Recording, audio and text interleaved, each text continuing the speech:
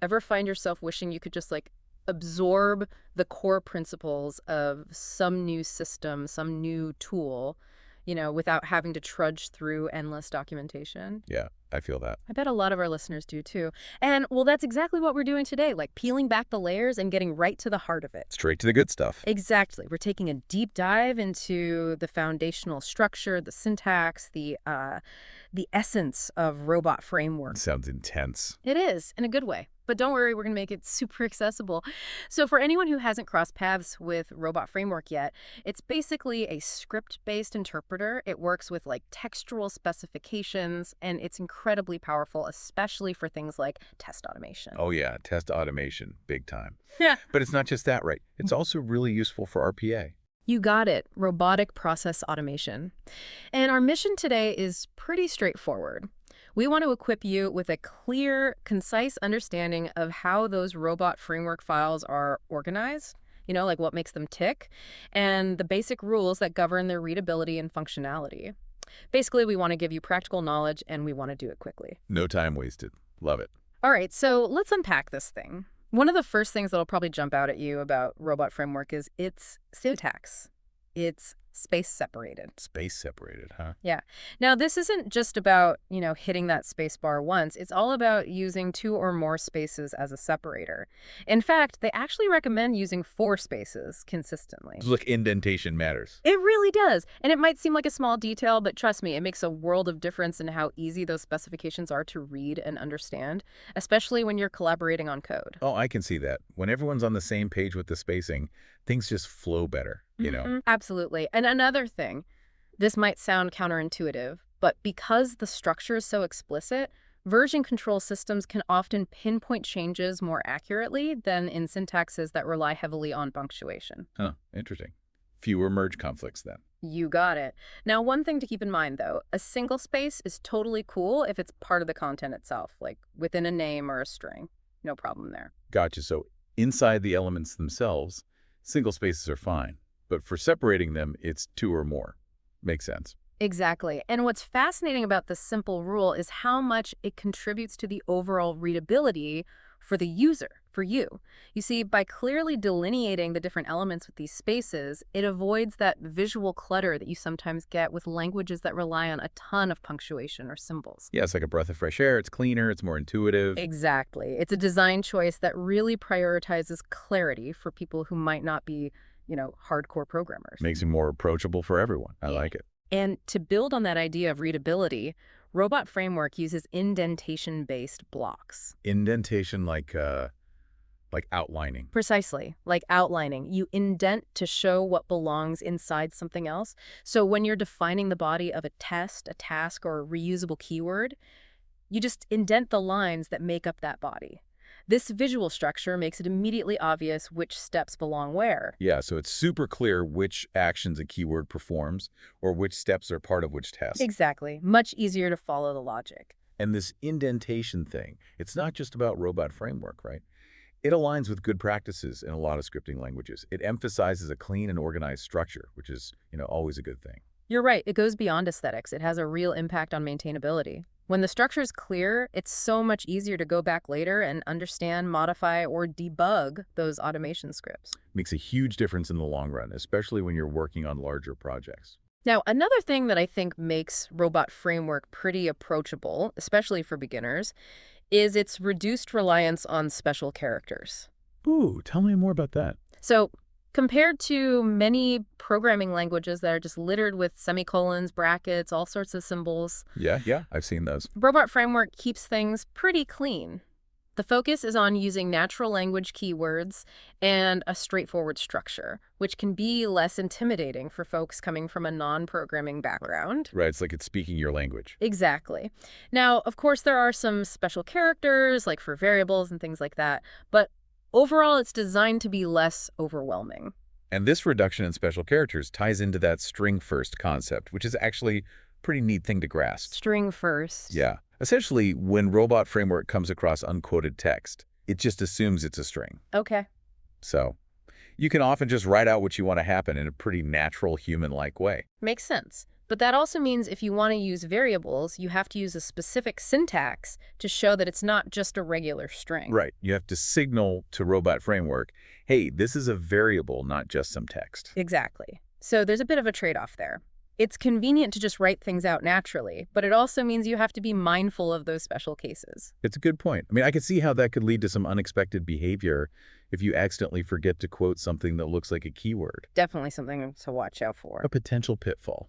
Now, as for variables, they usually involve curly braces. Curly braces, okay. But the main takeaway here is that if you just write plain text, Robot Framework assumes you mean that exact string, literally.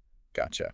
And another quick thing, remember how we talked about needing 2 or more spaces to separate elements? Yeah. Well, single spaces are totally fine within those elements. Okay. So you can have a keyword called, for example, click button, which has a single space in it, and that's perfectly valid. So that flexibility allows for more natural naming conventions. Exactly. You don't have to cram everything together or use underscores just to satisfy the syntax. Right. It really contributes to the overall goal of making the specifications more readable, more like, instructions. Human-friendly, you might say. Absolutely.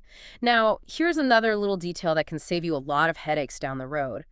Robot Framework is mostly case insensitive. Mostly. Okay, so there are exceptions. There are a few.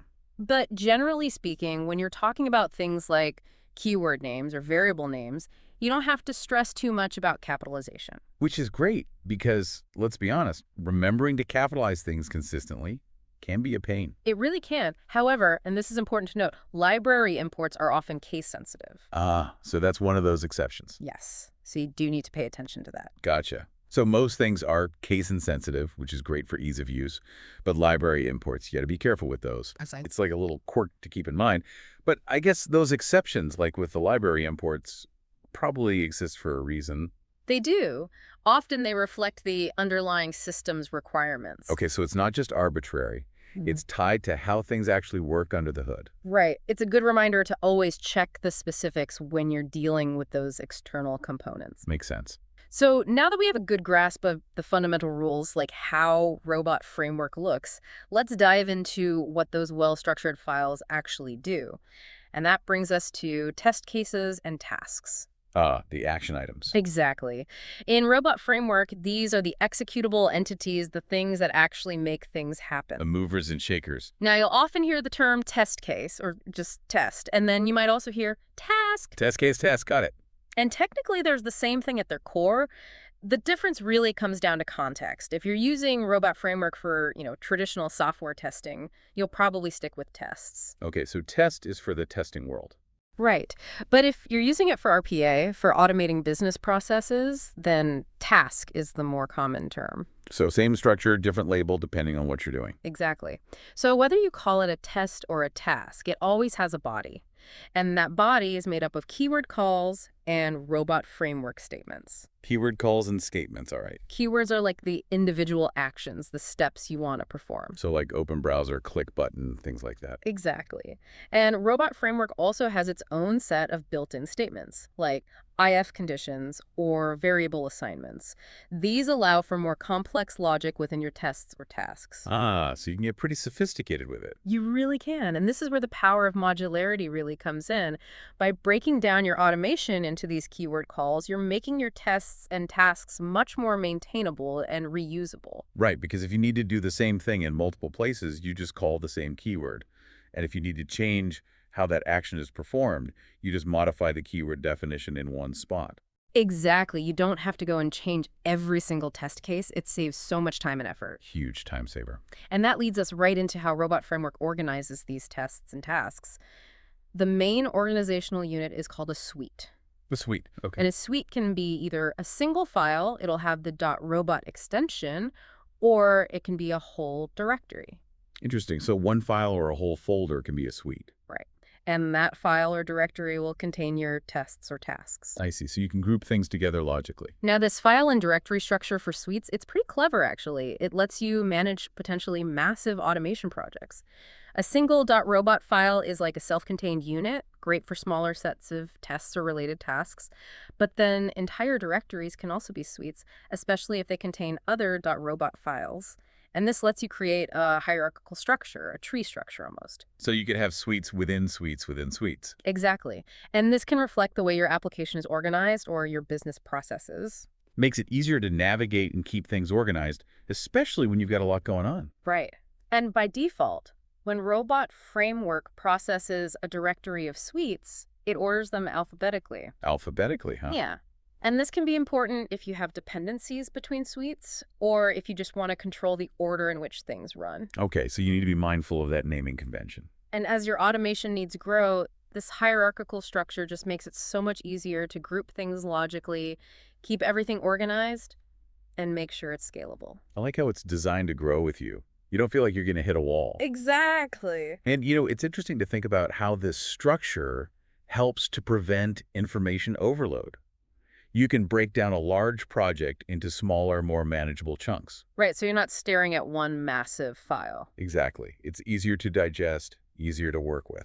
Okay, now let's talk about one of the most fundamental concepts in Robot Framework, keywords. Keywords are. We touched on them a little earlier, but essentially keywords are reusable references to specific actions or sequences of actions. So it's like defining a block of code that you can use over and over again. You got it. Makes things more efficient. And this is where the ideas behind BDD and keyword-driven testing really shine.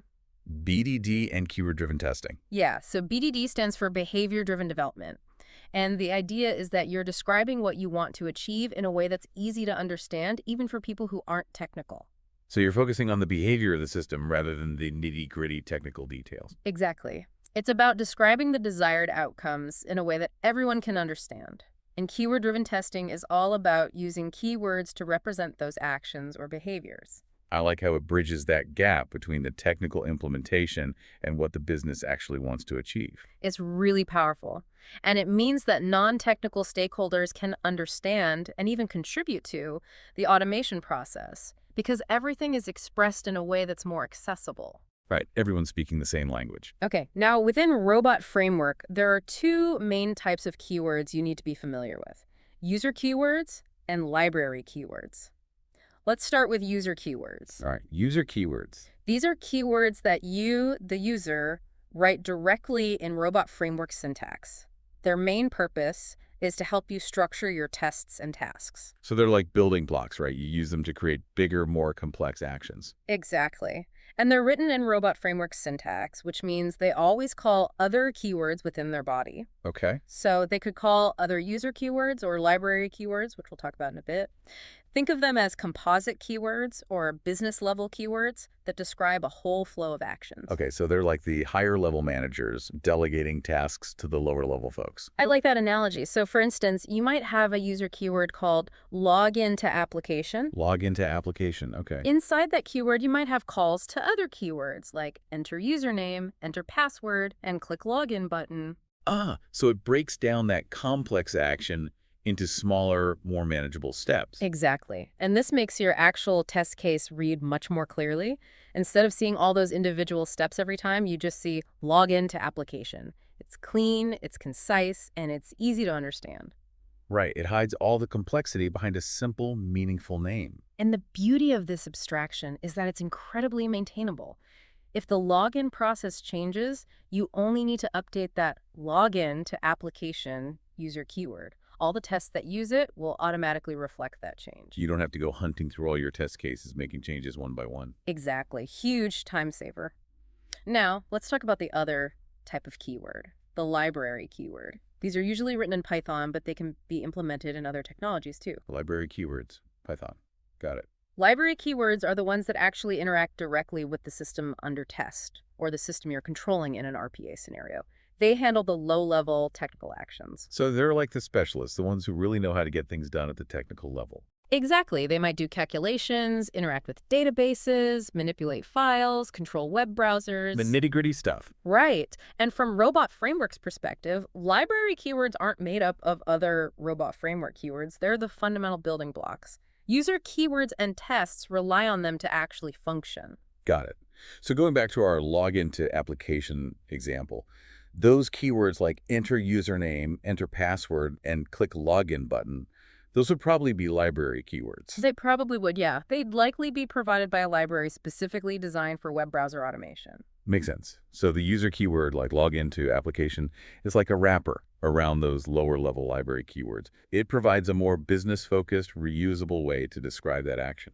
You nailed it. Okay, now when you define a user keyword, the structure's pretty simple. Simple. Good. You start with a name, then you can optionally add arguments that you can pass into it, and then it has a body. The body is just a series of keyword calls, either to other user keywords or library keywords, and maybe some other robot framework statements sprinkled in. Nice and straightforward. And one of the things I love about Robot Framework is its granular logging. Logging. Yeah. It doesn't just tell you if a test passed or failed, it gives you a detailed breakdown of every single keyword that was called, from the top-level test case all the way down to the most nested library keyword. Wow, that's super helpful for debugging. You can see exactly what happened step by step. It's like having a complete audit trail for your automation process. Yes. Super valuable for troubleshooting and understanding what went wrong. Can't argue with that. Now, we've talked about how tests and tasks are organized into suites. Let's shift gears a bit and look at how keywords are organized. User keywords, they're organized into something called resource files. Resource files. Okay. These are important for managing your user keywords. They don't just contain the definitions of your keywords, but they also often handle importing other libraries and defining variables that you might need across multiple test suites. So they're like the central hub for all your custom project-specific keywords and configurations. Exactly. And then there are library keywords, which, as we mentioned, live in keyword libraries. All right, library keywords, keyword libraries. These libraries are usually implemented in Python. They can be custom libraries you've written yourself, or they can be third-party libraries that you get from the robot framework community. So there's a whole ecosystem of pre-built libraries you can tap into. There is. And it's important to note that the standard libraries that come with robot framework, they're not actually part of the core framework. Oh, really? They're implemented as keyword libraries, too. Interesting. I didn't realize that. So those keyword libraries, they're the ones that provide the specific functionality you need to interact with different systems or perform various tasks. So they're like the adapters, the bridges between robot framework and the outside world. Perfect analogy. And by using central resource files and libraries, you get a really important separation of concerns. Separation of concerns. What does that mean exactly?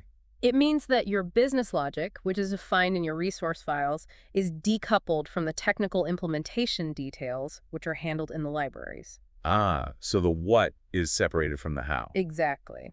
And this makes your automation way more modular. You can reuse those keywords across different test suites or RPA tasks, and it makes everything much easier to maintain in the long run. Right. It's all about keeping things clean, organized, and adaptable. Absolutely. This structure is really what makes Robot Framework so flexible and scalable. It doesn't matter if you're automating a small set of tests or a really complex business process. These concepts of suites, resource files, and libraries, they provide a really solid framework for managing all your automation efforts. It's like having a toolbox with all the right compartments for everything. Exactly. So, to recap what we've covered today, we've talked about how Robot Framework achieves that human readability through its space-separated syntax and indentation-based structure. We've looked at how those executable units, those tests and tasks, are organized into suites.